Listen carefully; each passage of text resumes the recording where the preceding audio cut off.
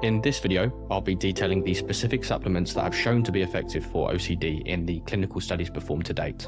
I'll also be detailing some of the nutritional imbalances that are associated with OCD, which may often exacerbate the condition.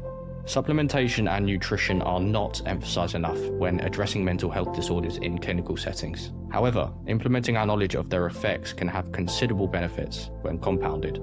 Now, without further ado, I'll now detail the most promising supplements to consider when addressing OCD.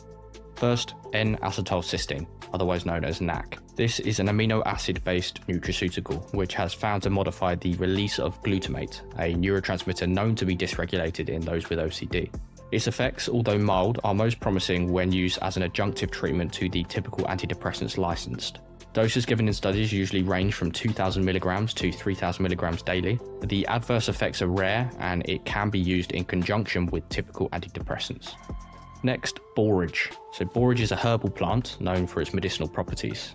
One study so far has been performed. It evaluated the effectiveness of a 6-week supplementation of Borage at the dose of 500 mg a day compared to a placebo in treating 44 patients with OCD. The findings revealed a significant reduction in Y-box scores, i.e. OCD symptom severity, and Hamilton Anxiety Rating Scale scores in participants taking Borage at both the 4-week and 6-week marks. By week 6, the Y-box scores and the Anxiety Rating Scale scores had decreased by 6 and 10 points from baseline respectively. There were no significant differences between the treatment groups regarding adverse effects. Next, milk thistle. So milk thistle is thought to have immune modulatory, anti-inflammatory, and neuromodulatory effects. One randomized controlled trial has been performed so far.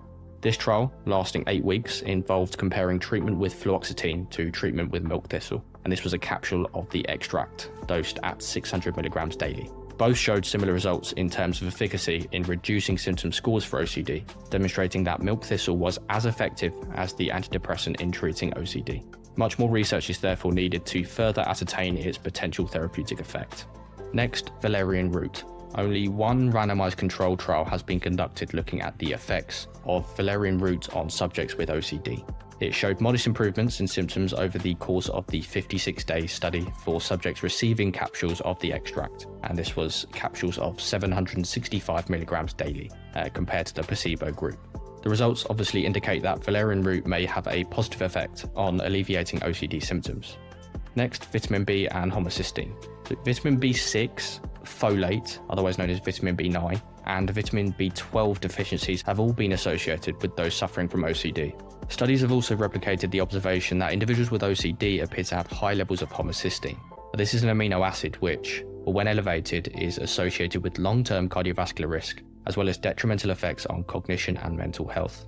Although studies investigating the supplementation of folate, i.e. vitamin B9, vitamin B6 and vitamin B12 have not demonstrated efficacy in reducing symptoms for those with OCD, the abnormalities in these levels are associated with symptom severity.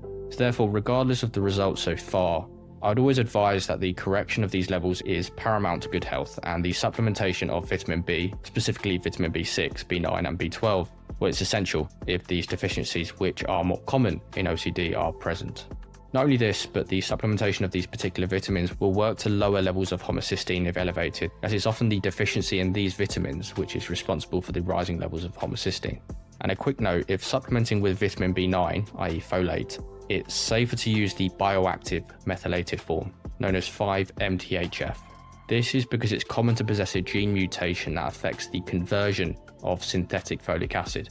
So to ensure safety for those without access to blood testing, supplementing with 5-MTHF instead of the commonly used folic acid, well, this would be the most sensible option. Next, vitamin C and vitamin E. Although no clinical trials have investigated the effect of vitamin C and E supplementation on OCD, it's clear that the deficiencies in these vitamins are associated with the condition. Therefore, it makes intuitive sense that a targeted assessment of these levels, followed by their correction, would be appropriate for potential symptom reduction. So next, a quick note on trace elements. So in addition to the abnormalities in various vitamins associated with OCD, there also appears to be an imbalance in trace elements. OCD is linked with deficiencies in selenium, zinc, iron, and magnesium concentrations, as well as abnormally high levels of serum manganese and calcium. While there are currently no studies specifically examining the effect of magnesium or iron supplementation on symptom reduction for those with OCD, research has been conducted on the other elements mentioned, which I'll now describe. So first, zinc. Zinc supplementation, as shown in a few studies to date, has demonstrated efficacy in reducing OCD symptoms. One randomized control trial conducted over a course of 8 weeks compared 2 groups, one group taking fluoxetine at 20 mg daily plus zinc sulfate at 440 mg daily, and another group just taking the fluoxetine 20 mg daily plus a placebo. The results revealed that the group receiving the additional zinc supplementation experienced a greater reduction in symptom severity compared to the group taking fluoxetine alone. Next, selenium. So one study has been performed so far, evaluating its effects for those with OCD. This randomized placebo-controlled study involved 30 patients with treatment-resistant OCD. These patients were divided into 2 equal groups. One group received a selective serotonin reuptake inhibitor along with the selenium at 200 micrograms daily, while the other group received an SSRI with a placebo. After 6 weeks, the group receiving selenium showed a significant reduction in Y-box scores, i.e. symptom severity, compared to the placebo group, with no notable side effects. So moving on, inositol. Now, the investigation of inositol as a treatment for OCD is interesting. It's believed to act by altering the serotonin system, specifically by increasing serotonin receptor sensitivity. Now, the evidence base is somewhat mixed. Positive results have been observed in subjects with OCD taking large doses of inositol, specifically 18 grams, administered alone without adjunctive treatment. In the 2 studies using this dosing protocol, subjects reported significant improvements in symptoms after 6 weeks. The second study also correlated this symptom reduction with decreased cerebral perfusion in areas known to be associated with the pathophysiology of OCD. And more research is needed as the doses trialled are very high, and symptom reduction has not been replicated in studies investigating its effects when used in combination with other treatments. Next, ashwagandha. So ashwagandha is a well-known herbal supplement often used for its calming effects. Only one study has been performed so far looking into its effects on OCD. Now, this was another RCT which compared 2 groups, one taking an antidepressant alone and another taking both an antidepressant and ashwagandha. After a 6-week trial period, the group receiving both ashwagandha and the antidepressant showed a significant reduction in symptoms.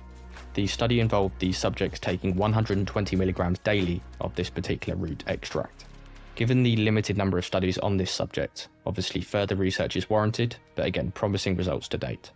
Next, saffron. Now, to date, there's only been one clinical study examining the effects of saffron on OCD. This study demonstrated that saffron supplementation at 30 mg daily is as effective as the SSRI fluvoxamine in reducing symptoms after a 10-week trial period, although both effects were mild. Lastly, there's sarcosine.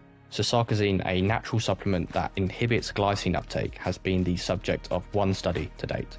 This study administered a flexible dosage schedule of sarcosine from 500 to 2000 mg daily to the subjects with OCD.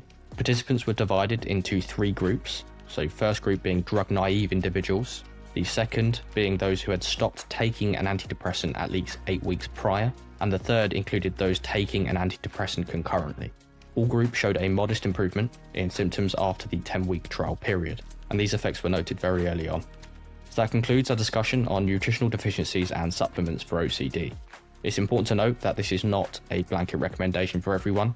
As with any supplement or medication, it's always crucial to consult with the appropriate clinician before considering starting any of these. This video is merely an overview of the evidence to date, aiming to inform the wider audience.